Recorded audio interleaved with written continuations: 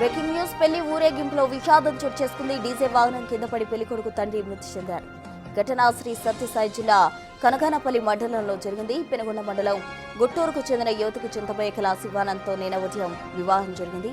ఆ తర్వాత జరిగిన ఊరేగింపులో అంతా కలిసి ఎంతో సంతోషంగా డాన్స్ చేశారు. మృతుడు కూడా తన ఫ్రెండ్తో కలిసి డాన్స్ చేశాడు. అదే టైంలో డీజే వాహనం కింద పడి మృతి చెందారు. పెళ్లింట మరణంతో కుటుంబంలో తీవ్ర విషాదం నెలకొంది.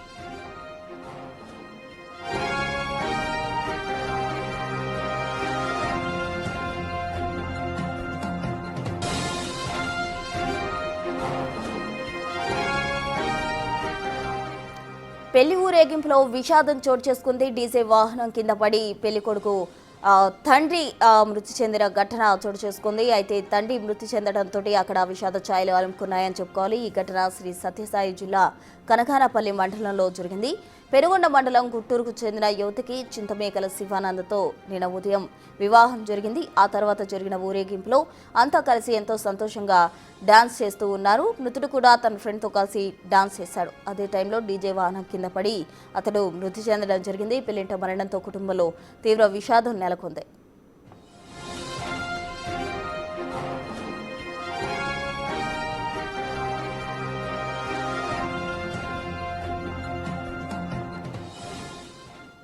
పెళ్లింట తీవ్ర విషాద ఘటనకు సంబంధించి పూర్తి డీటెయిల్స్ మా ప్రతినిధి యోగానంద్ అందిస్తారు. యోగానంద్, అతను పడి మృతి చెందినట్టు కూడా మనకి సమాచారం అందుతుంది. అయితే అతను మద్యం కూడా సేవించి ఉన్నట్టు కూడా తెలుస్తుంది. దానికి సంబంధించి కంప్లీట్ డీటెయిల్స్ ఏంటి?